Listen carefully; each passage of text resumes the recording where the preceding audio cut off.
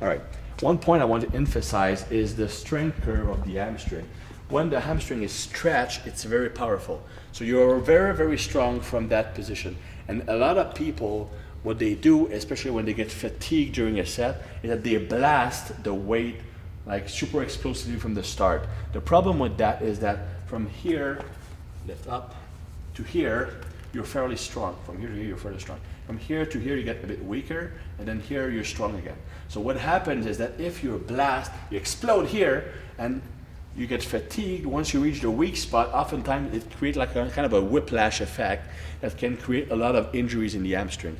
Most hamstrings injuries occur on the leg curl because you're trying to be too explosive at the beginning. So even though I oftentimes, and I always recommend explosive concentric action, the leg curl is one exception. You always start the movement slowly. The first quarter to third of the movement is performed slowly under control. Then you gradually accelerate until you reach the end of motion. Don't explode from the bottom ever. Right. Good.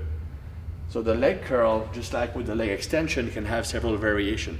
But normally, I always recommend, first of all, for the feet placement, always to contract like this, like flex your feet.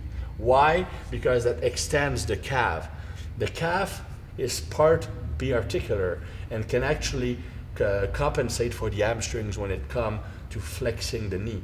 So if you do that, you take the calf out of the movement, and you have to rely only on the hamstring to do the action. So always flex your foot like that. If you're like this, you'll naturally tend to use more calves. So here, like this. Now the foot placement, if you turn in, you work more the inner portion of the hamstrings. If you turn out, it's going to be more the outer portion.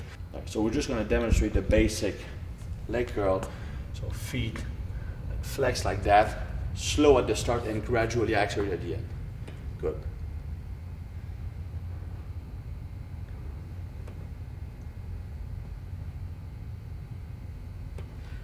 Good. One variation we could use also, it's called the Gironda leg curl. So what Steph would do is stand upright here and keep that flexed, extended, sorry.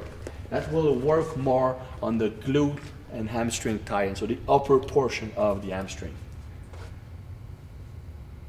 Much more difficult exercise.